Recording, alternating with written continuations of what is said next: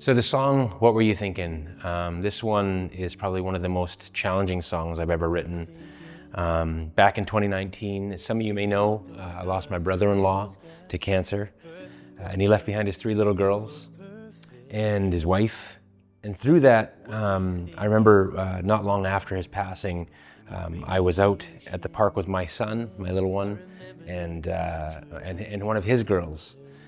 This is again about a year after his passing. And we were out in the park, horsing around, kind of just playing in the field. And I was kind of wrestling with my son. And I remember looking over and I see his daughter, and they're both about 2 years old at this time. And she just had these tears streaming down her face. And it just, as you can imagine, just broke my heart. And I said, "What's wrong, sweetheart?" And she just looked at me with these tears in her eyes and said, "I don't have a dad."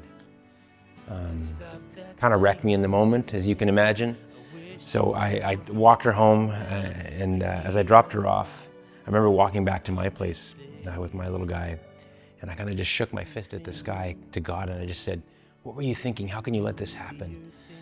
And I grew up in the church for the most part in my teen years, and still go to church.